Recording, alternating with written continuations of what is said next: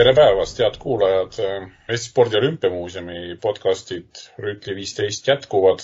Minu nimi on endiselt Kalle Voolaid ja koos minuga on täna mikrofonide taha või siis ette, oleneb kust poolt vaadatu, tulnud head kolleegid, muuseumi juhatuse liige Siim Randoja. Tere kõigile! Ja muuseumi peavarahoidja Kaarel Antons. Ja ka minu poolt tere!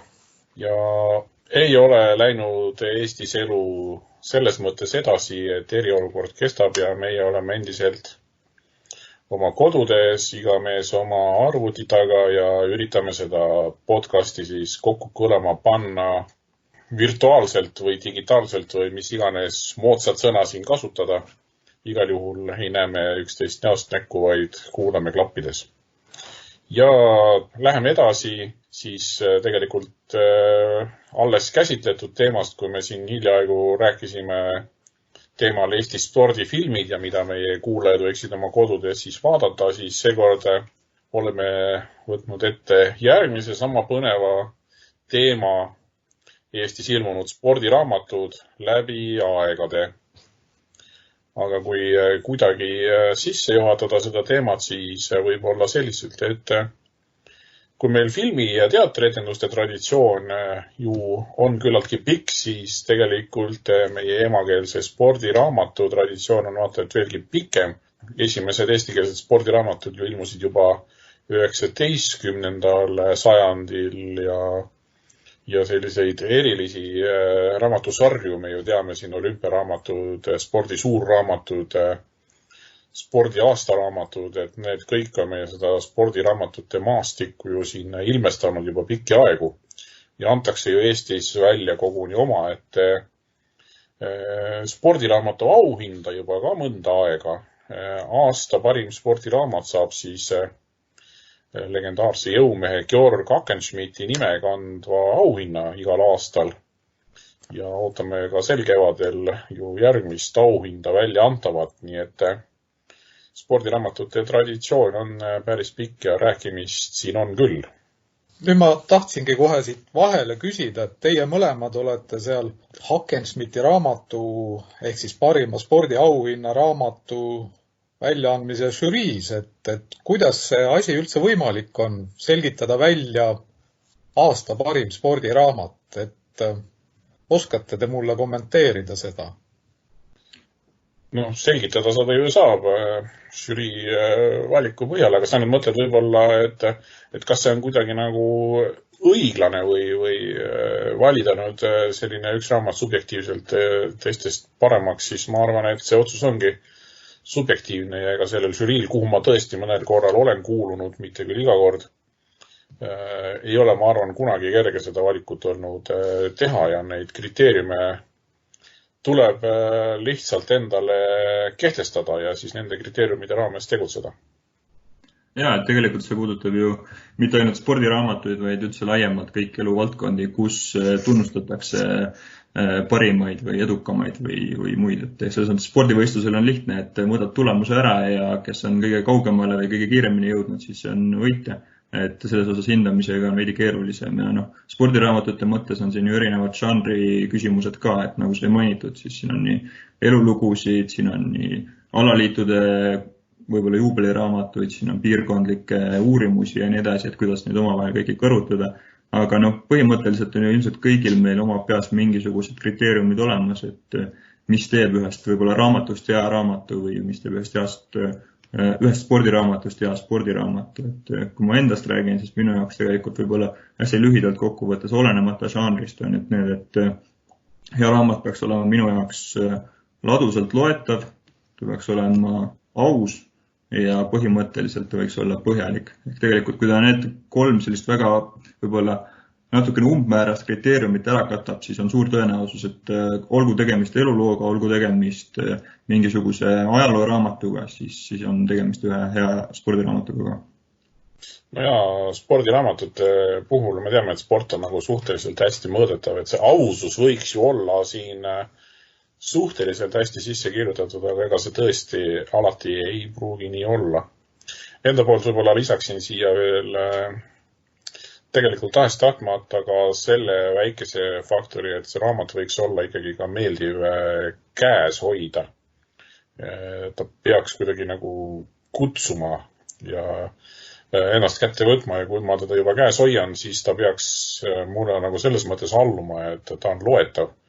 Et ta ei kooldu, ei kuku kohe kinni, kui seda käest ära paned näiteks, või et saad lehekülge keerata nii, et leheküljed kokku ei kisu, kokku ei hoia, saate aru minu mõtte, mõned raamatud on ju sellised, et nii kui sa teda kaaned lahti teed, siis ta hakkavad kuidagi jälle ise tagasi kokku kiskuma mingisugustel trükitehnilistel põhjustel, aga on ka võimalusi raamatuid toota selliselt, et see nii ei ole, nii et see see visuaalne pool ka natukene ikkagi räägib kaasa midagi teha. Ja tõsi, et eriti mida aega edasi on läinud, ehk kui me vaatame võib-olla hiljem ka siin natukene ajaloolisemate spordiraamatute juurde, siis on arusaadav, et võib-olla nii trükitehnilised kui siis fotode edastamise võimalused on hoopis teised olnud, et tänapäeval tegelikult just see raamatu ka selline väljanägemine, disain ja ka küljendus ja kõik muu mängib oluliselt kaasa sellele, et kas seda raamatut on nauditav lugeda või mitte nii nauditav.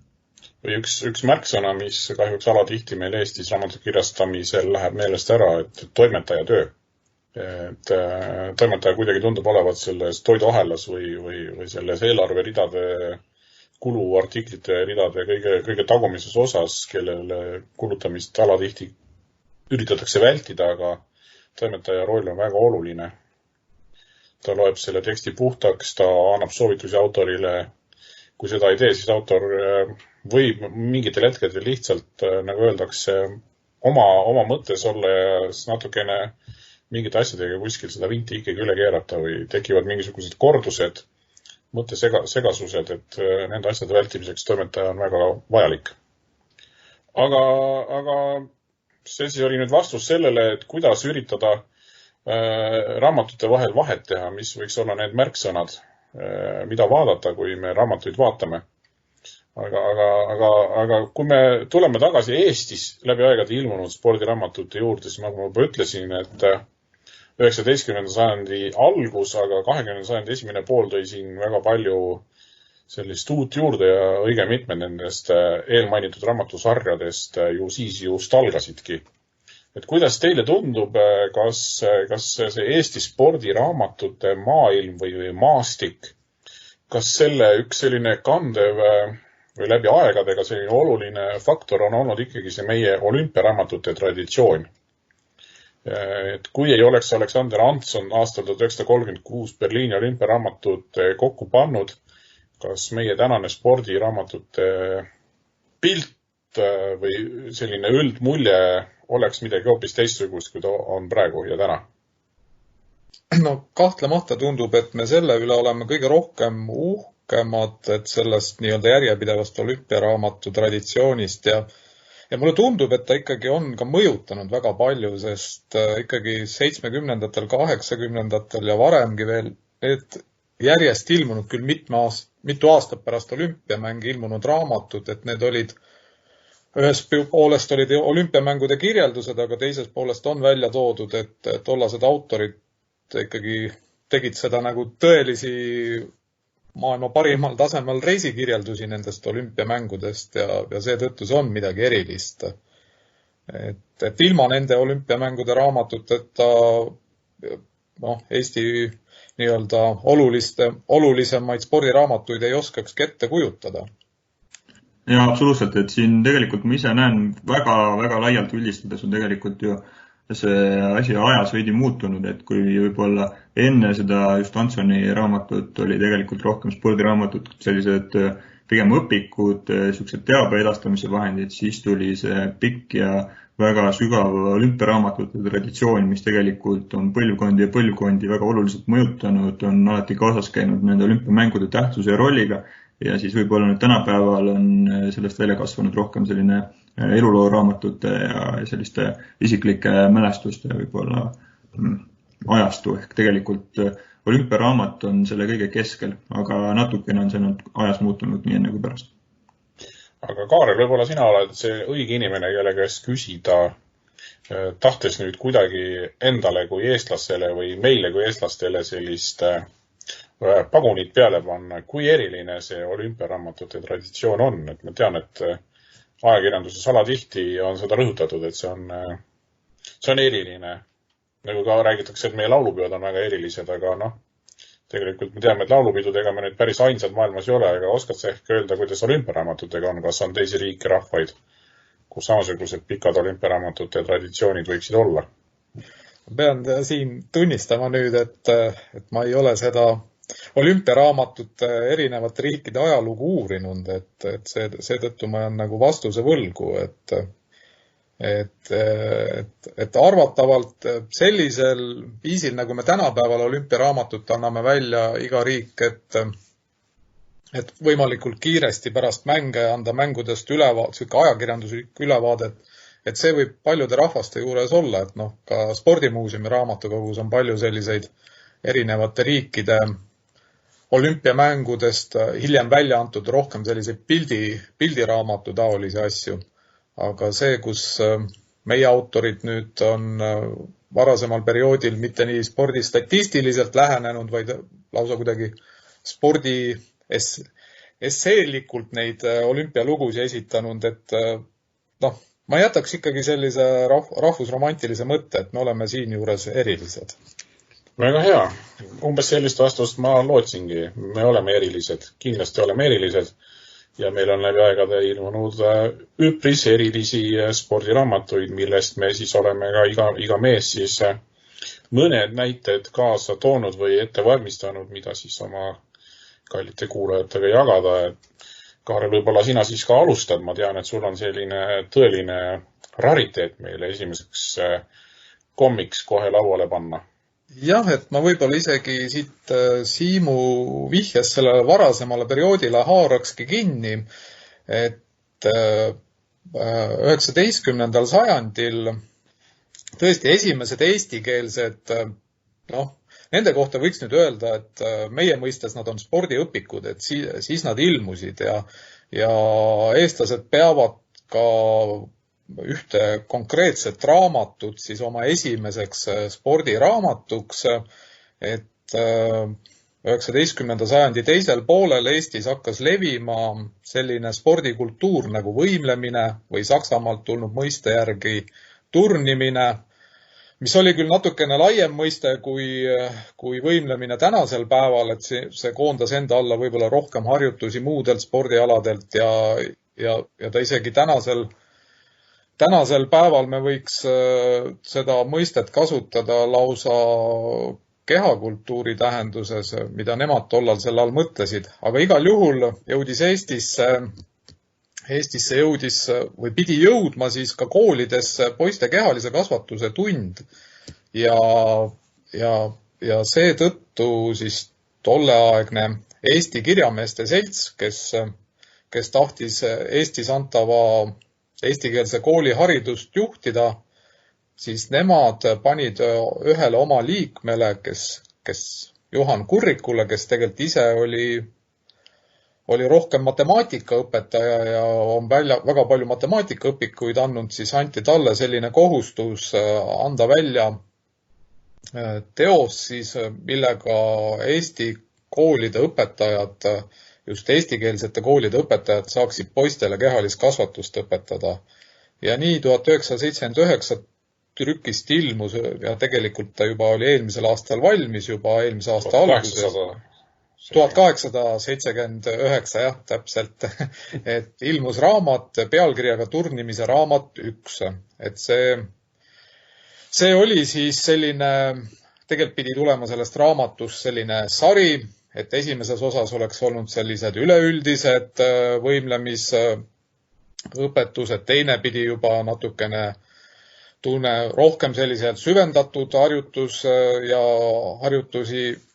õpetama ja kolmas osa oleks pidanud veel sügavamale minema, et kus võimlemisriistasi kasutatud, neid kahjuks Kurrik ei jõudnud teha, sest ta pidi samaaegselt ka matemaatika õpikuid kirjutama, aga see turnimise raamat siis aastal 1879 Juhan Kurriku autorlusega, seda me võiksime pidada oma esimeseks selliseks olulisemaks spordiraamatuks ja see raamat on ka tänasel päeval digiteeritud ehk kõigile kättesaadav, kui minna raamatukogude andmebaasidesse, siis seal kõrvalt panna see turnimise raamat otsingusse ja siis sealt kõrvalt varsti teile avanebki ka selle raamatu digitaalne ülevaade.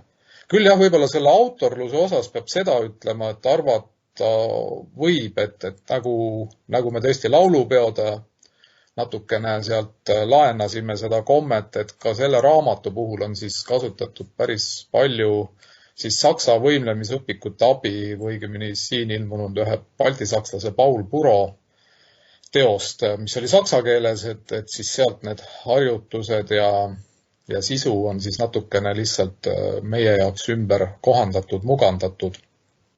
Aga sellegipoolest too meile mõni näide, millest seal raamatus juttu oli.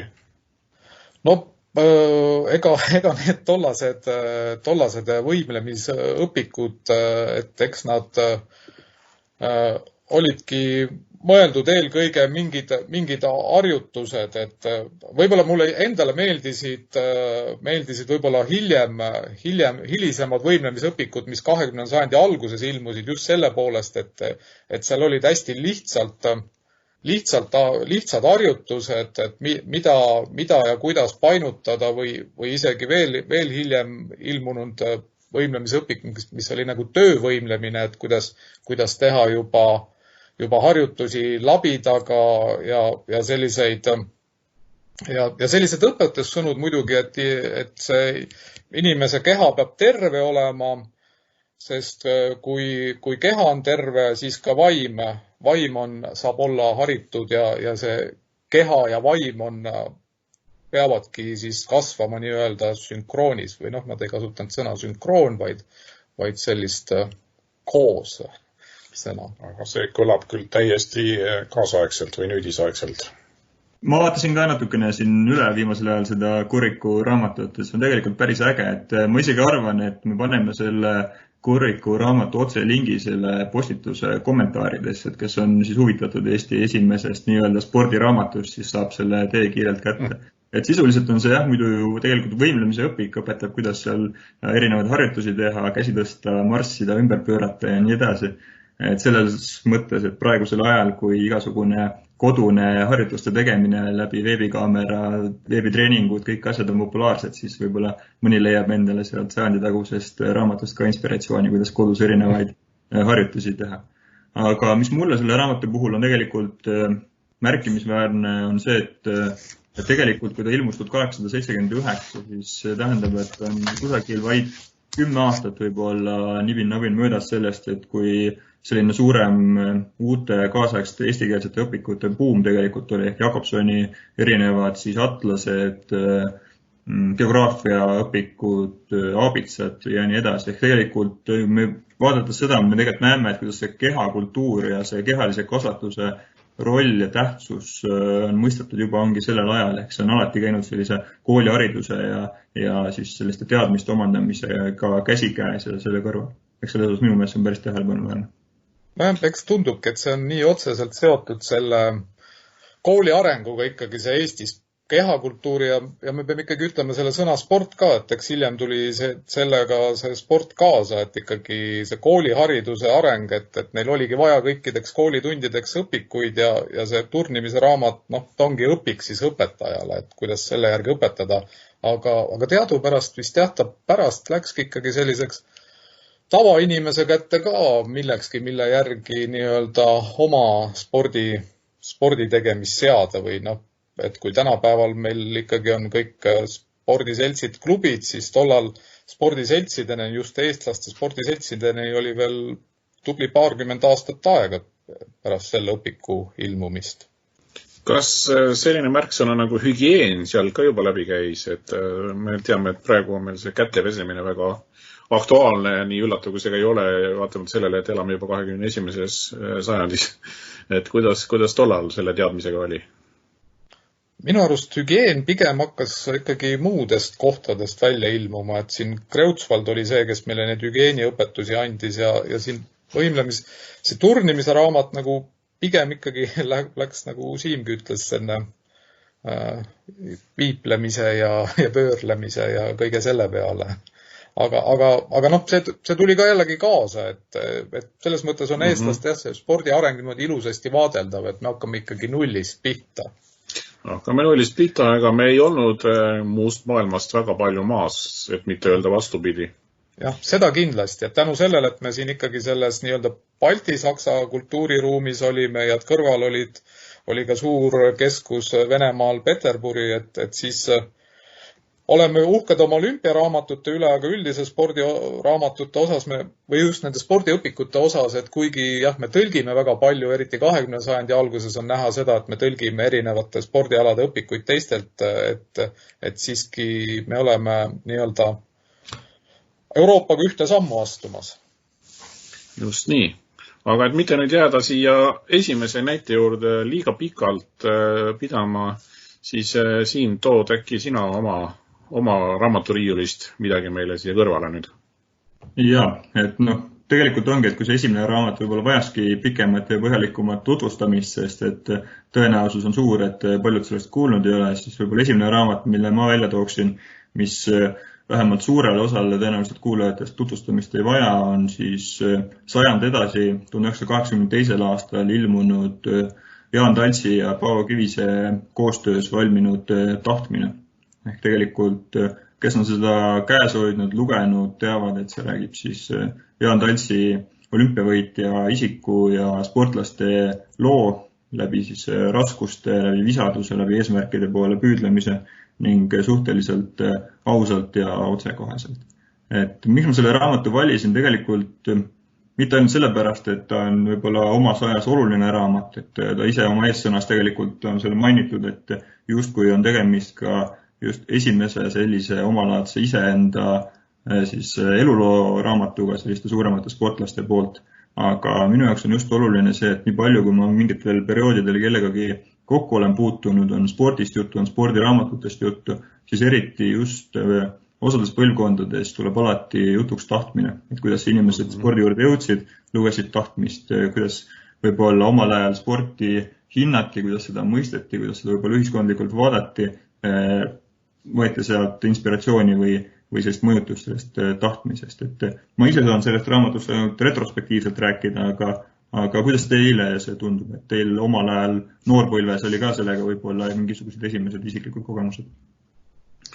No, kindlasti see oli väga eriline raamat, see oli nõutud raamat, tahetud raamat, loetud raamat ja selle raamatu kiituseks saab ainult öelda seda, et kõrgvormis Paavo Kivine pluss kõrgvormis Jaan Talts kokku andsid suurepärase teose meile ja see, ma ütleks, et selle raamatu suurim pluss peitub selles, et nagu ka pealkiri ütleb, et tahtmine, see väga selgelt kirjeldabki seda, et sporti saab teha siis, kui sul on selleks tahtmine ja mida suurem on tahtmine, seda suuremad on tulemused spordis, et ma arvan, et see on üks olulisem õpetussõna, mis sellest ma ise oskasin enda jaoks välja tuua, vähemalt omal ajal ja tuleb tunnistada, et ise olen seda lugenud ikka rohkem kui ühe korra küll, jah. Ja, et tegelikult siin ju see aspekt ongi ka laiemalt, et kui me enne rääkisime, et mis teeb spordiraamatust ja spordiraamatu, siis võib-olla ongi lisaks sellele, et raamatutes on siis selline kirjeldus spordist, spordi tulemustest, asjadest, et on seal võib-olla selline õpetussõna või juhis selleks, kuidas võib-olla nii spordis kui elus inimesena hakkama saada ja seal oli see ka mingil määral absoluutselt olemas. On küll võib-olla raske tagantjärele nüüd veel hinnata, et kui palju seal ridade vahele jäi, aga ma arvan, et võrreldes mõne teisegi nõukogudeaegse raamatuga jäi seal ridade vahele oluliselt vähem, sest ega Jaan Talts oma otsekohesuses tuleb sealt raamatust väga hästi esile, et kas ka see, millistes oludes nõukogude ajal seda sporti tehti. Võib-olla selle raamatu puhul, mis mulle meeldib, kui ma nüüd võrdlen seda Kivise teiste suurteostega just siin nüüd juba 21. sajandil Luurich, Palusalu või Keres, siis võib-olla selle raamatu puhul tuleb just see tahtmise puhul see hea spordiraamatu nagu selline põhieesmärk, et ta ei ole nii väga üritanud siin seda sellist nagu 100% ja vastuvaidlematut kangelast ehitada, et ta ikkagi räägib sellest erinevates kohtade peal tuleb see spordi põhiidee ja see kasvamine, kõik tuleb välja, et võib-olla, et kui me aeg-ajalt kirjutame 100 aasta tagustes kangelaste spordiraamatutes, siis on väga tihti on seal oht, et ta jääbki meie jaoks nagu tõeliseks jumalaks ja võib-olla me mingitest asjadest siis võib-olla, kui eelpool olen maininud aususe aspekti, mitte et me ei oleks ausad, vaid me jätamegi mingid asjad rääkimata, et selle pealt võib-olla ja tahtmine on tõesti siuke jällegi nagu olümpiaraamatut on üks postament Eesti spordiraamatute reas. Kindlasti ta on olnud eeskuju, mitte ainult see raamat, vaid ma arvan, et ka Paavo Kivine kui autor on olnud üks legendaarsemaid ja kindlasti üks paremaid läbi aegade meil spordiraamatute kirjutajaid ja ta on olnud kindlasti eeskuju paljudele ja see raamat kindlasti samamoodi. Ja ma olen sellega 100% nõus, et nagu sa Kaarel ka vihjasid, et mida rohkem on selle ükskõik millise konkreetse raamatu kangelases värve, olgu need siis positiivsed või mõnikord ka negatiivsed, seda parem see raamat on ja sellest tahtmisest neid värve on. Aga ma võib-olla võtan siit nüüd üle ka enda esimese näite ja lähen nüüd natukene jällegi ajas tagasi. See oli aasta 1973, kui elupõline raskejõustiku entusiast, maadlusentusiast, ise noorena maadleja olnud ja hiljem ka treeneritööd teinud Georg Kristjanson, kellel on ka väga värvikas elu olnud, mis tegelikult, olgem ausad, väärib ka omaette eluloo raamatut, ei ole küsimustki. Vana sepp muuhulgas olnud ja hiljem pikka aega massöörina töötanud, kaasa arvatud siis Nõukogude Liidu tippude massöörina töötanud Georg Kristjanson siis ilmutas oma nii-öelda elutöö ühtede kaante vahel ja ilmus raamat nimega Eesti raskejõustik ajaloost. Kuna meil ei ole kaamerat ees, siis ma seda näidata teil ei saa, aga ma tegelikult hoian seda raamatut praegu käes. Ja ajaloolasena, spordiajaloolasena, ma usun, et te kolleegid ka toetate mind, saame öelda, et see raamat on väga pikkadeks aastakümneteks pannud aluse meie raskejõustiku ajaloo käsitlusele ja tegelikult on see hädavajalik abimees, vähemalt mulle küll olnud ka veel tänasel päeval. Eesti raskejõustiku ajaloost õige mitmel 100 lehel võtnud kokku ja esimest korda tegelikult nii põhjalikult võtnud kokku meie omaaegse elukutselise raskejõustiku ajaloo alates nendest samadest Lurchitest, Hackenschmidtidest ja ka juba nende eellastest tegelikult. Rääkis seal võib-olla ka esimest korda üldse natukenegi pikemalt sellisest omapärasest nähtusest meie raskejõustikus nagu ka naiste raskejõustik, mis tsaariaja lõpuaastatel hoogsalt elavnes mõneks ajaks ja rääkis nendest seltsidest, nendest kohtadest, kus selle raskejõustikuga tollal tegeleti, et selline väga põhjalik teatmeteos, meeletu faktiline materjal ja suhteliselt korrektne tänase päevani, ega sealt neid vigu ei ole ja väga palju leida ja kui tahad mingit asja kontrollida, siis ikka ütled seal ka õigad seal üle koridori mõnele aeg-ajalt muuseumis tänase päevani, et vaata seda Kristjansonist üle igaks juhuks. Ja siis on kolleegid teavad, mida tähendab Kristjansonist üle vaadata, et tuleb lihtsalt seal raamatust kontrollida, kas mingi konkreetne aastaarv või mõni muu fakt peab ikkagi paika, nii nagu me teame. Ja selles mõttes kindlasti tänase päevani ikooniline teos. Kuigi jah, väike miinus võib-olla selle juures on, et Kristjansoni jaoks väga selgelt raskejõustik on ainult maadlus ja natukene tõstmist ja ei midagi muud, et me võib-olla oleme täna juba harjunud, et võib seda raskejõustikku veidi laiemalt võtta, aga see on väga minimaalne selline kriitika. Ei julge sellist tõsist piiblit nii-öelda pikemalt siin praegu kritiseerima hakata, aga ma ei tea, võib-olla ma nüüd pingutan üle, kuidas teile tundub, kui oluline see raamat teie jaoks on olnud? Ei, üldse ei pinguta, sest et tegelikult see oli ka väga tuttav tunne, et kui sa just mainisid seda muuseumit, et muuseumisse tööle tulles sõna Kristjanson sai väga kiirelt selgeks ja see teadmine, et kuivõrd oluline see tema nii uurimistöö kui siis ka ongi see vormunud raamat tegelikult Eesti spordiajaloo jaoks on, et see on nagu ära ütlemata selge. Eks tegelikult ju kui me vaatame 20. sajandi algust, siis Eesti spordi kese suurel määral ümber raskejõustikku on ning ka kaudselt ju spordimuuseumi tegevuse ja spordinäituste tegevuse kese pikalt on raskejõustikuga seotud olnud, nii et tegelikult see Kristjansoni raamat on kõigile Eesti spordiajaloost võib-olla huvitatudele ja neile, kes tahavad teada saada, kuidas asjad olid täiesti kohustuslik lugemismaterjal. Ja ta võib-olla niimoodi korraga lugemiseks ei ole liiga lihtne, aga aeg-ajalt jälle kätte võtta ja teda sirvida on väga kasulik. Ja ma arvan just, et see võib-olla on oluline, et see on esimene raamat, kus see meie omaemne professionaalne raskejõustik põhjalikuma käsitluse sai. Kaarel, tahtsid sa ka enne midagi lisada?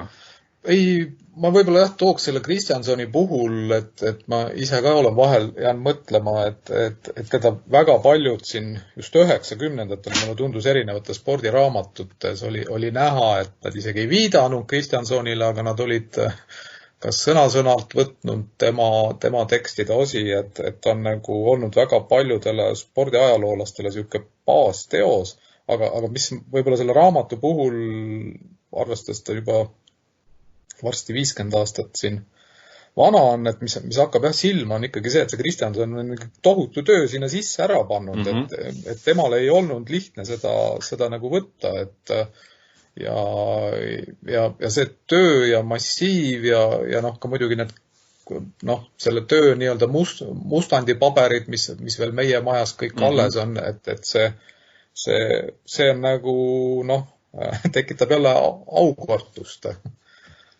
Tegemist oli väga huvitava inimesega ilmselgelt, et tõesti ma kutsun üles, ma ei tea, keda võib-olla peaks kutsuma üles iseennast või meie maja tema elulugu põhjalikumalt uurima. Tundub väga põnev, varjatud pärl Eesti spordiajaloos ka inimesena. Aga võib-olla lähme edasi. Järjekord on nüüd jälle Kaarel sinu käes. Mis on sinu järgmine raamat meile?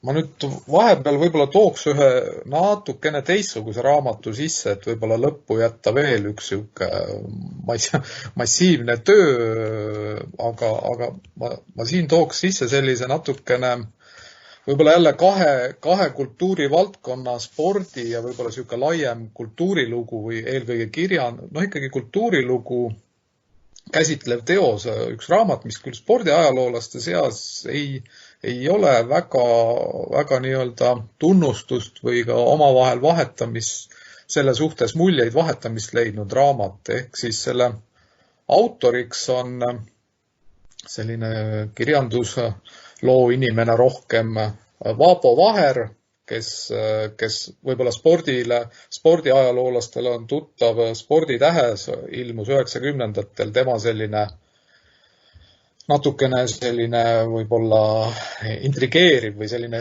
kardetud ja samas ka kiidetud rubriik Vaapo Vaheri veerg, kus ta aeg-ajalt seal tõstatas probleeme, mis võib-olla paljudele spordiinimestele ei meeldinud, aga diskussiooni ta tekitas. Ja tema on ilmutanud sellise raamatu, mille pealkirjaks siis on Jalgpall hingede öös ehk siis Vutist Eesti kultuuriloos.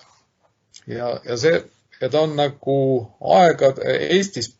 Eesti jalgpalli ajaloo algusest 19. sajandist, küll me loeme seda hilisemast, aga tema juba hakkab sealt 19. sajandist pihta, kuni siis 21. sajandisse tuleb Eesti jalgpalli lugudega välja, aga ta räägib seda läbi Eesti kultuuri inimeste lugude, et hakkabki pihta sealt 19. sajandist, kuidas Oskar Kallas, tuntud Eesti ühiskonnategelane, on sattunud Narva koolipoiste õpetajaks ja kuidas ta paneb nad palli taguma ja siis ta jõuab juba siia 21. sajandisse välja, kus meil on juba, arutab seal jalgpalli fännikultuurist, kasutades siin juures erinevaid tuntuid kirjamehi nagu Kivisildnik või Kontra. ehk ta räägib jah selles teoses hästi palju või noh, ütleme, minu jaoks ta on nagu peatükkideks teinud, et siin on nagu hästi palju selliseid peatükikesi erinevatest Eesti loomeinimestest, et kuidas see jalgpallimäng on nende enda kasvamises rolli mänginud või kuidas ka jalgpallimäng on nende teostes sees käinud. Ehk ta on nagu siin ise ka öelnud sellise repliigi, et terve hulk Eesti teatraale on nooruses vaakunud valiku vahel, kas jalgpall või lavategevus ja noh, toob siin näiteid Kaarel Ird või Rein Aren ja noh, veel mitmeid asju, mida me hiljem oma mida me oleme ka oma muuseumi näitlustes väga tihti välja toonud, et ta räägib jalgpallist kui katkestuse kultuurist või siis ka toob siin välja 2 kõige tuntumat Eesti jalgpallimängu 40. aasta siis Eesti-Läti suvine Eesti-Läti kohtumine, mis läks selliseks protesti näitamiseks siis tulnud Nõukogude võimu vastu ja siis teine selline meelelahutuslik kohtumine Eesti Raadio ja ETV vahel. Ja võib-olla ma oma monoloogi lõpetuseks siin viskakski õhku ühe tema nii-öelda küsimuse, et mis teie sellest arvate, et ta ütleb siin Nõukogude perioodi kohta, et korvpall aitas luua sotsiaalset solidaarsust, ent temast ei saanud vastupanusporti. Jalgpall seevastu on mässuliste väljaastumiste ajandiks olnud korduvalt.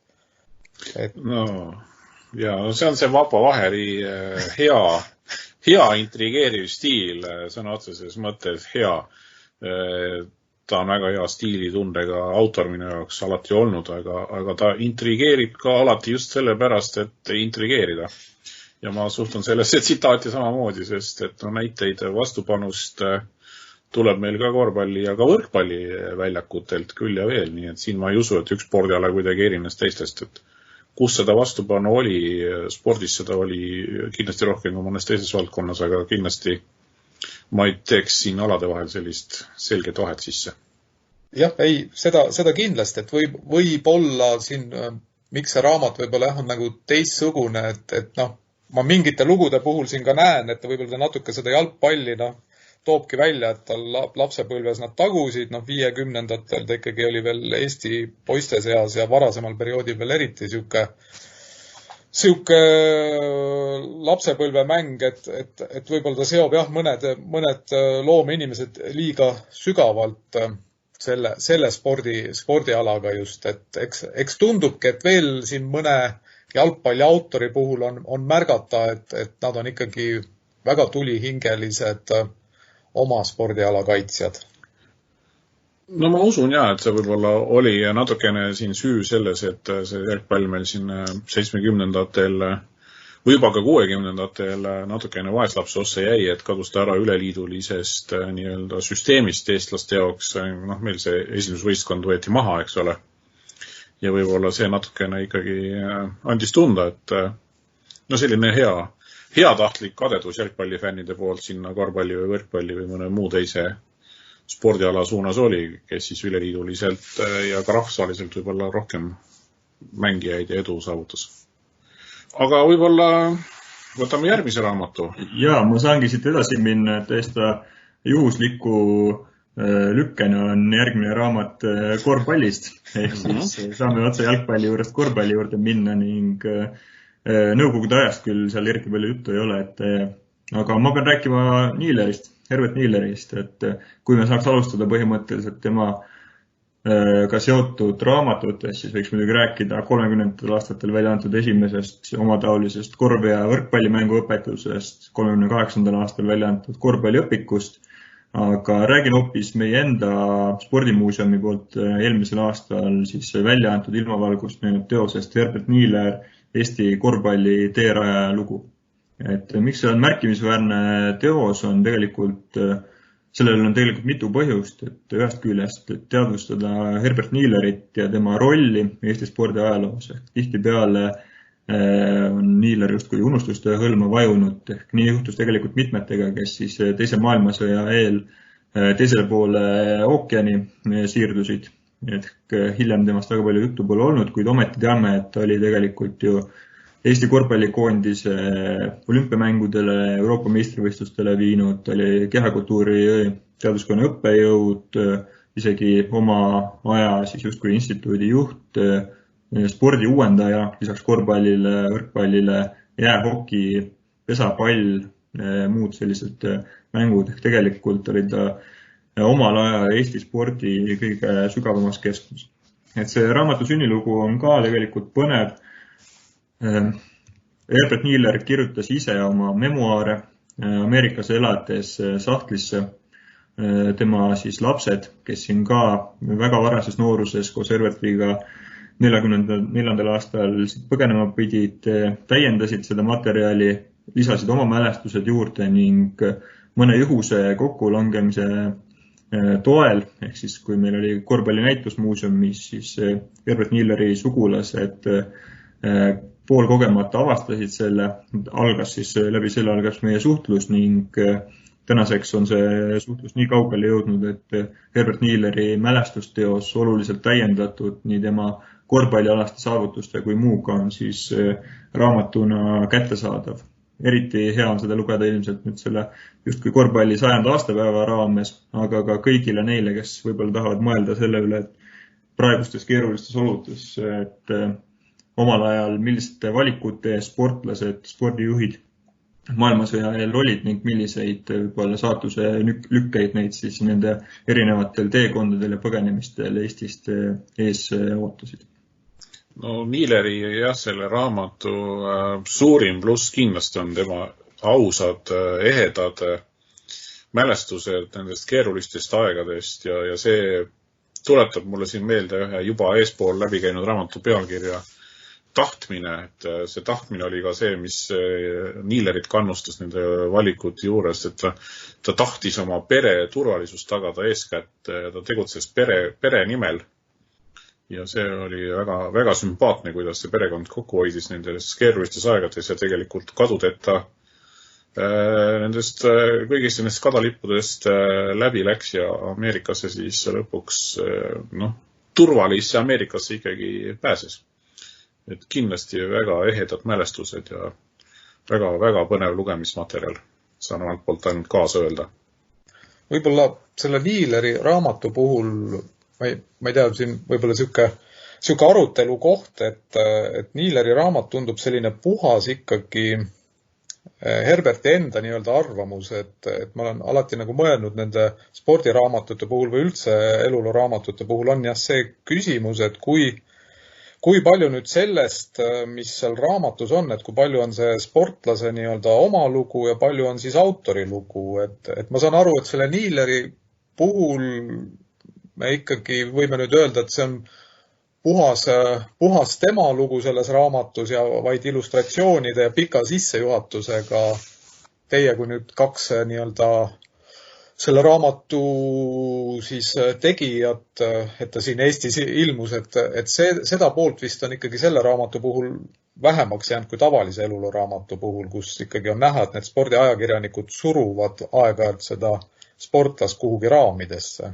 Ja, et seda küll, et see on tõesti siiralt isiklik lugu, aga tegelikult peab täiendama, et mitte ainult tema lugu, et osaliselt ka tema perekonna lugu, ehk siis perekond läbi enda silmade vaatas ka seda teekonda Eestist Ameerikas, vaatas kõrvalt, kuidas siis meenutas, kuidas Herbert siis omal ajal ka seal Saksa põgenikelaagris korvpalli võistluseid korraldas, kuidas erinevaid asju ellu viis ja siis see ongi selline paralleelide toomine justkui Herberti enda nägemuse ja siis tema laste nägemuste vahel sellest Herberti rollist ja kui ka siis ka sellest teekonnast.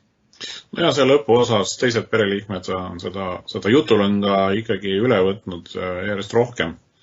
Sest need autentsed Herbert Niileri enda mälestused lõpevad seal suhteliselt kusagil Montreali olümpiamängudega, ütleks nii, või umbes sealkandis, et hilisemast ajast ta ise juba väga palju enam kirja panna kas ei tahtnud või ei osanud või ei jõudnud.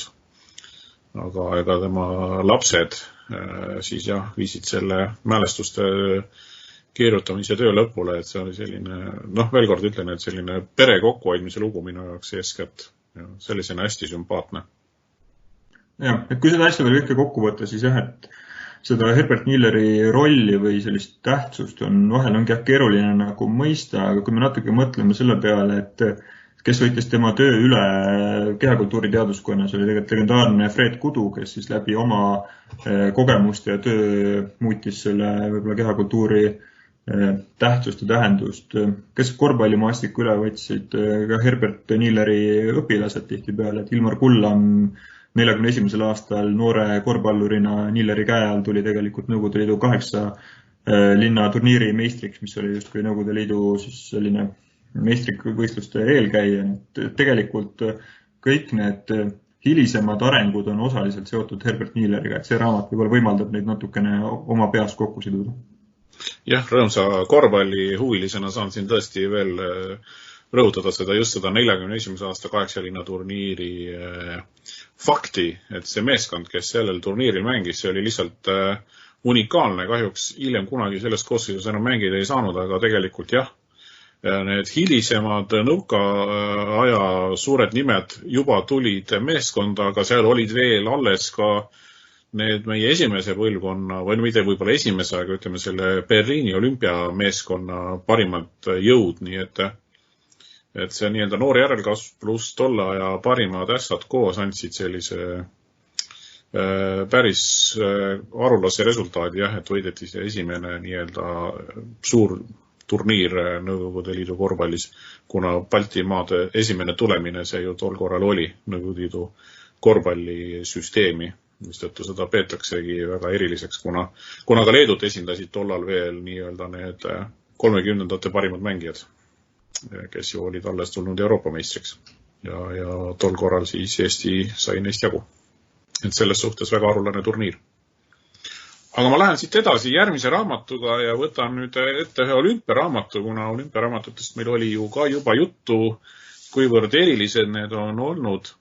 Esimene eestikeelne olümpiaraamat Berliin 1936, seejärel väike paus, aga Nõukogude Eestis võeti see traditsioon uuesti ette ja alates 1956. aastast siis kõik olümpiamängud on oma raamatu saanud, olgu siis ilmumistsükkel siin olnud kui tahes pikk, nagu 3-4 aasta jooksul on kõik raamatud letidele tulnud, välja arvatud nüüd see raamat, mida mina tahan teile tutvustada, head kuulajad.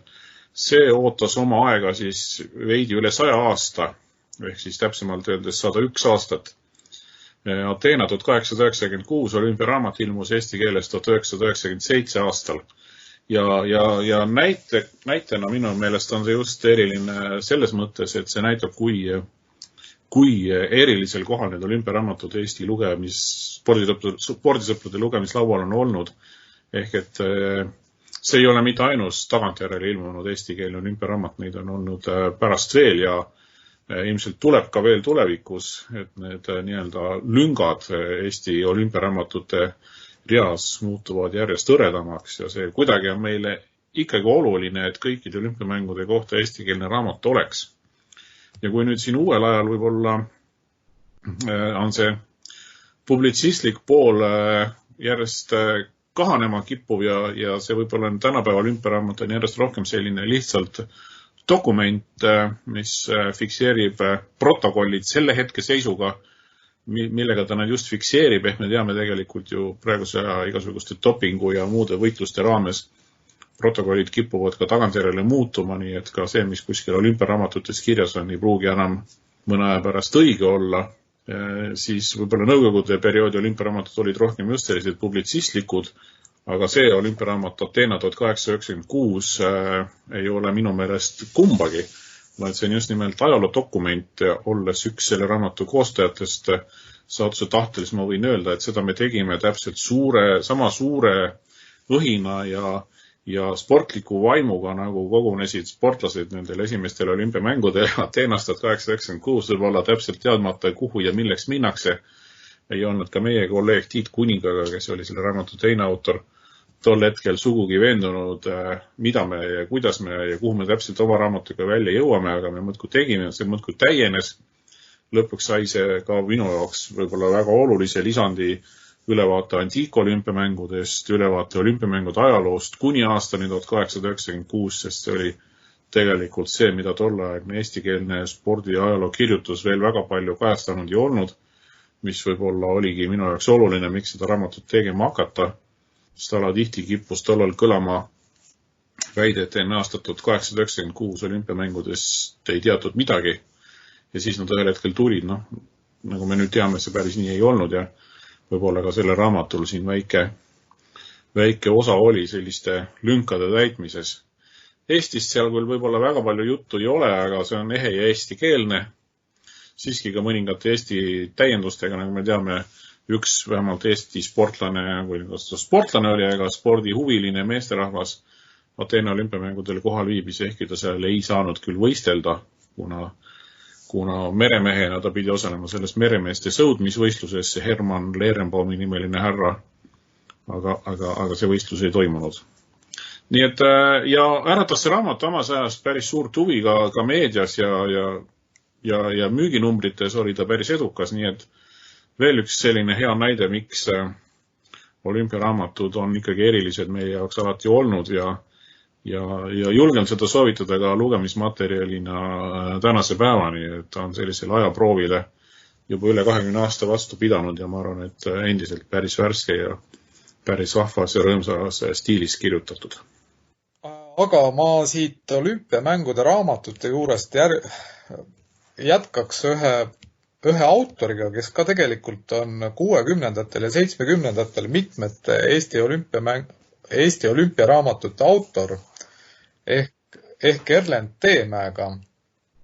Ja Erlend Teemäega, tema raamatud, kes nüüd vaataks tema välja antud raamatuid, siis näeks, et seal tuleb kaunikesti pikk rivi ja tegemist on juba kõrges eas Eesti spordiajaloolase ja spordiajakirjanikuga.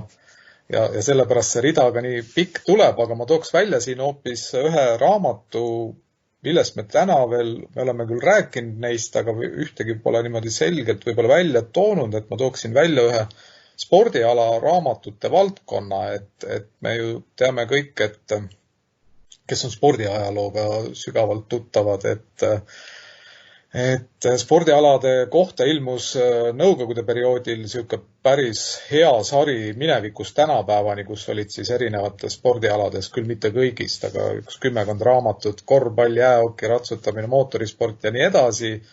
Ja taas iseseisvunud Eestis on neid spordiala raamatuid ka hästi palju ilmunud, aga ma võib-olla oma lemmiku või sellise spordialade raamatutest võib-olla sellise kõige, mis mulle tundub, et on kõige nii-öelda selgemalt ja paremini tehtud ja mis on ka mingit maalt üks nendest suurtest piiblitest, et ehk siis Eesti kergejõustik 100 ja mille autoriks siis ongi Erlend Teemägi. Et see Eesti kergejõustik 100, et see on tõesti suur raamat nii sisult kui ka oma füüsilise välimuse poolest, et on üle 500 lehekülje ja suure formaadiline raamat.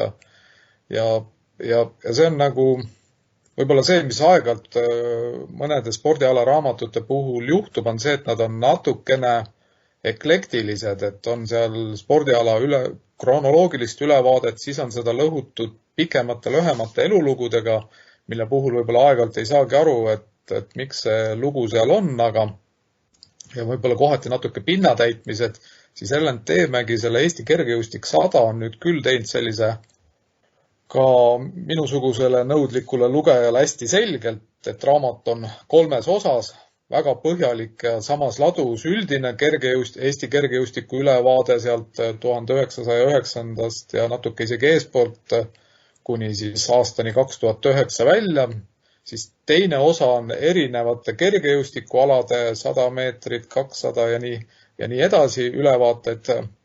Ja siis viimane osa, mis spordiajaloolastele ka väga meeldib, on siis selline statistika osa, kuhu tema siis on pannud selline Eesti meistrite ja erinevate kergejõustikualade ja hooaegade edetabelite juhtide siuke statistiline ülevaade. Ja raamatu, mis võib-olla aeg-ajalt mõnede raamatute puhul, ma tean, seda on keeruline teha, aga väga tihti tahaks neid asju, mis tema on teinud, on siis olemas raamatus ka vajalikes kohtades viited.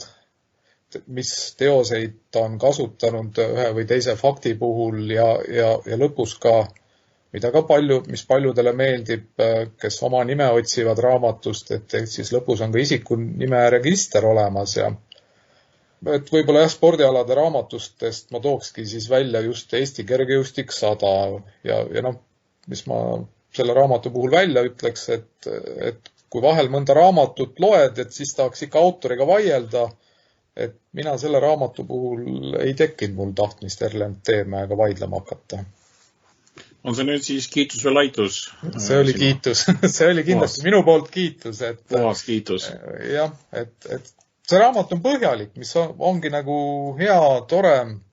Ta on suhteliselt ilusasti kujundatud ja võib-olla see on selline spordiala raamat, mida just esimest 2 osa saabki niimoodi rahulikult otsast lõpuni lugeda, et ta on nagu ikkagi tundub ka korralikult toimetatud, vähemalt mulle paistab nii. Ja, ma lisan, et tegelikult see on raamatuna väga hea raamat ja tegelikult laiemalt mõeldes ongi sellised raamatud on väga tänuväärsed, et kui on erinevad alaliidud või lihtsalt uurijad ühe võib-olla valdkonna suutnud täielikult läbi uurida ja inimeste ette tuua, sest et tõsiasi on see, et üldraamatutes ja võib-olla eluloo raamatutes me saame teada mingisuguse osa erinevatest siis spordialadest, kas siis ongi isiklikud mälestused, mis on nagu omamoodi väga head või siis võib-olla sellise üldise ühiskondliku ülevaate, siis just spetsiifilised alade võib-olla ajaloole suunatud väljaanded võimaldavad meil sellega põhjalikult tutvust teha ning on edaspidi sellise just allikana väga olulised. Ja ma tahtsin ka siin rõhutada seda, et tegemist on ühe ala sellise andunud jälgija väga sellise suure tööga järjekordselt ja kui kuidagi saaks Erlend Teemäge veel kiita, siis just selle eest, et ta on alatihti olnud just see inimene, kes on neid põhjalikke hooaja kokkuvõtteid kergejõustiku hooaegadest kirjutanud, mida võib-olla sellised vanemad spordisõbrad, kes veel spordilehe elu mäletavad ajalehte Spordileht siin Eestis, kes sealt neid ootasid ja otsisid ja neid ka suure huviga lugesid.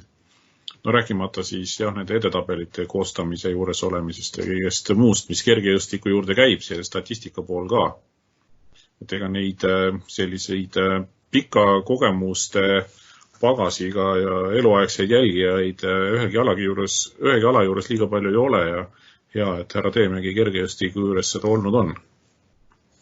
Jah, mis meil ikka, teeme sügava kummarduse. Teeme kummarduse kindlasti ja hoiame pöialt, et tuleks sealt veel ja veel neid raamatuid. Aga Siim, mis on sinu viimane raamat meile tutvustamiseks?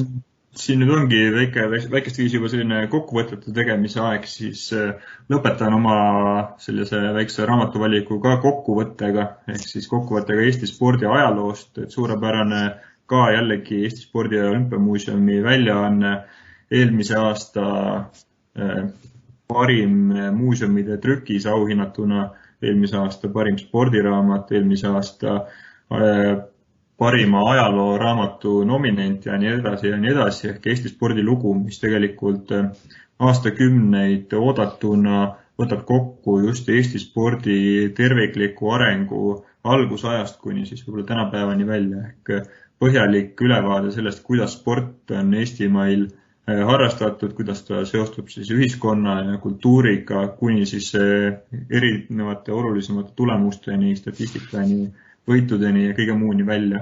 Lisaks täiesti hindamatu ja päris palju kiitust leidnud pildivalik, ehk kellel millelgi pärast veel seda raamatut kodus ei ole, siis see on just tänapäevane võib-olla Eesti spordikirjanduse nurgakivi. Mida autorid selle kohta nüüd, olles võib-olla mõnda aega selle kirjutamisest juba eemal veetnud tagantjärgi raamatu osas öelda oskavad? Nüüd sa panid meid osavalt kahvliste või kuhu sa meid panid, ma ei tea, igal juhul juhtus nii, et sa valisid siis minu ja Karli kokku pandud raamatu viimaseks näiteks. Mis me arvan, see oli suur töö. see oli mitmeaastane töö ja mul on hea meel, et see valmis on.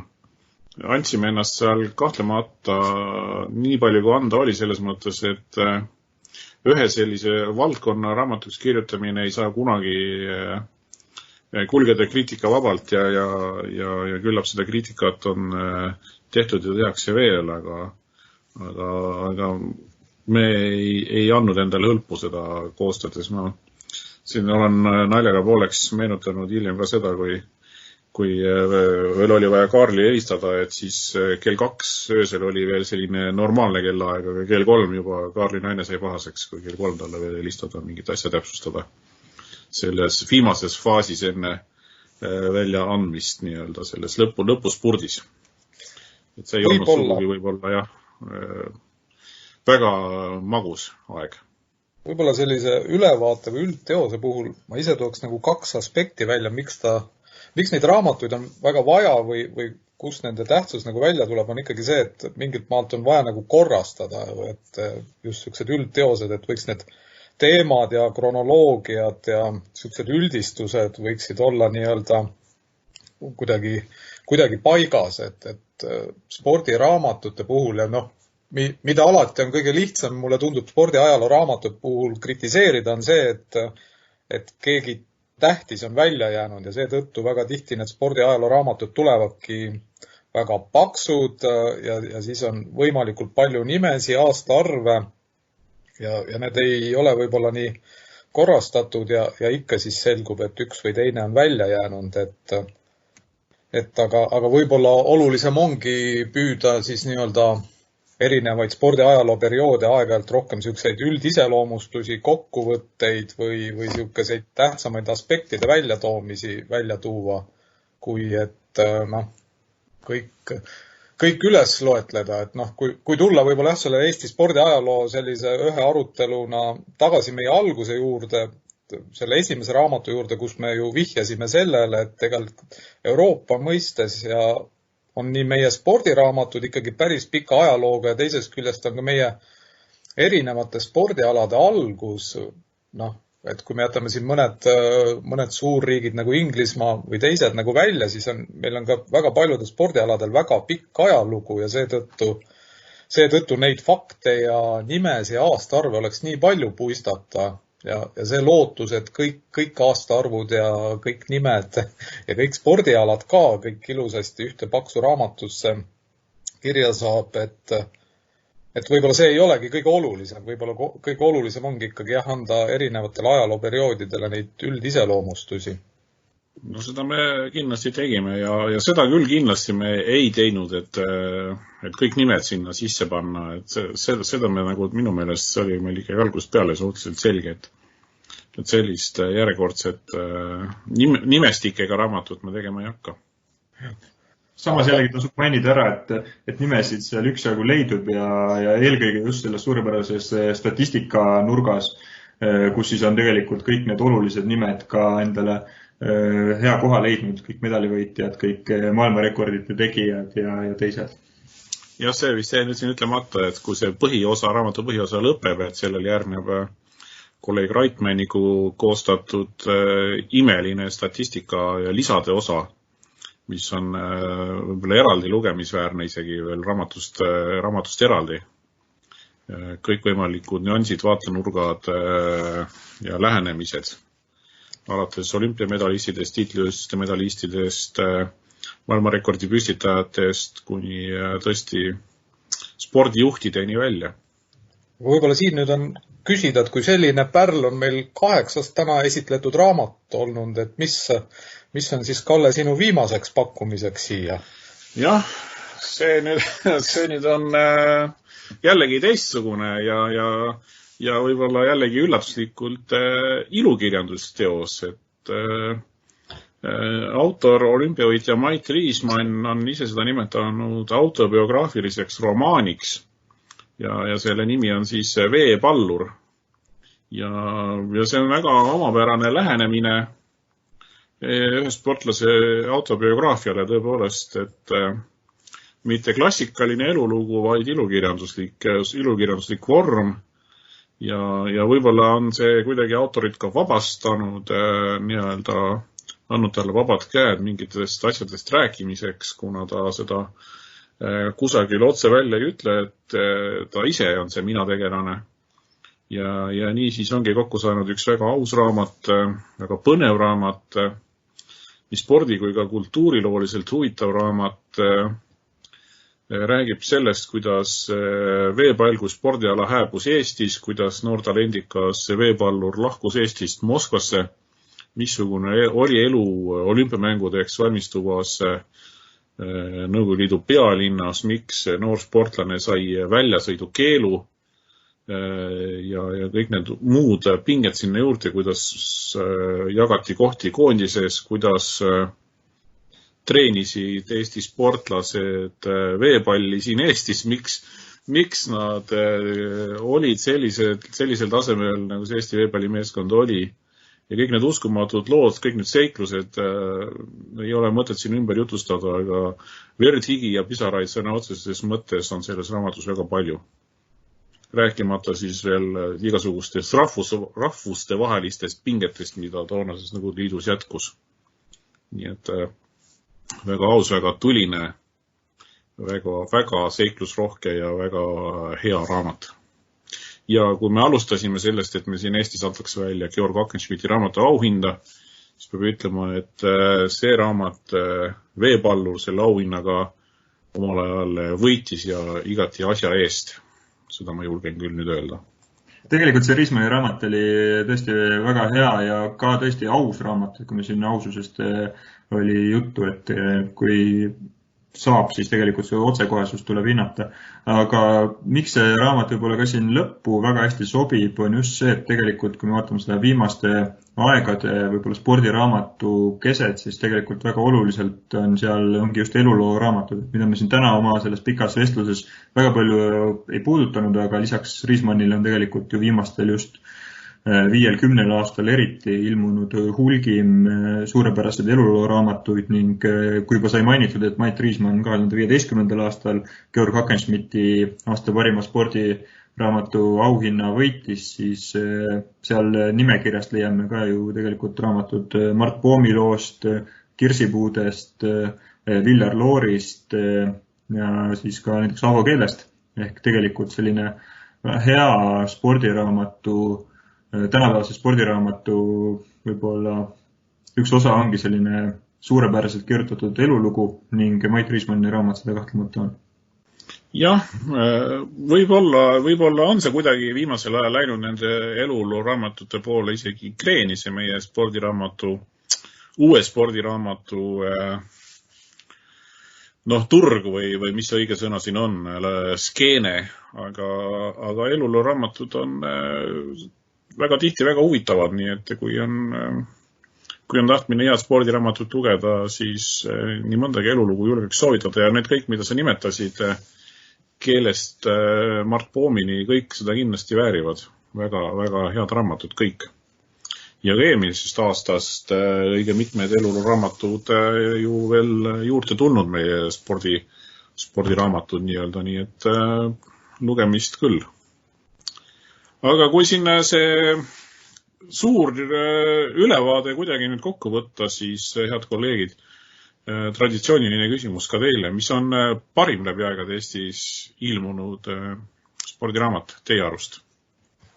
See on nüüd keeruline küsimus, et siin just eriti teeb keeruliseks see, et neid žanreid on raske võrrelda. Et kui me vaatame selle tähtsuse järgi, siis ongi, et oma roll omas ajas eelkõige ongi olümpiaraamatutel, mida jälle omavahel võrrelda on väga keeruline.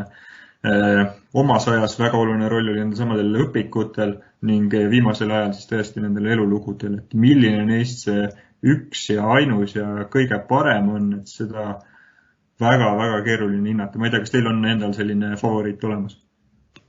Ma mõtlesin, et ma seekord ei jäta õhku, et ma ikkagi panen praegu siin ka ühe raamatu, mida ka juba esitleti, ehk siis ikkagi Kivise Taltsi tahtmine. Et teeme seekord siis nii. No teeme nii. Ma siis võtan ka ühe raamatu, mida siin esitleti ja mina ütlen Mait Riismanni Veepalluri. see mulle tõesti jättis väga sügava mulje. Kui me räägime nüüd Eesti spordiraamatutest, ma usun, et maailma spordiraamatute hulgas on kindlasti samaväärseid veel ja veel. Nii et Siim, sina jätad siis vastamata sellele küsimusele. Ma võin ka vabalt vastata, mainides eelpool nimetatud raamatuid, et kõik informatsiooni kaaludes ja kokkuvõttes pean ütlema, et Eesti parim spordiraamat on Eesti spordilugu, sest see on ainus omataoline ja võtab kõik need eelnevad raamatud kaudselt kokku, nii et võtke või jätke. Suurepärane. Ma arvan, et hea koht see saade täna lõpetada ja head kuulajad, kõik ettepanekud, mõtted, kommentaarid, soovitused järgnevateks podcastideks, siis meiliaadress podcast@spordimuuseum.ee ootab teie nii-öelda kaastööd. Aga selline oli siis ülevaade spordiraamatutest Eestis ja peame vastu. Ja, püsige kodus, lugege raamatuid ja näeme muuseumis. Ja, kohtumiseni.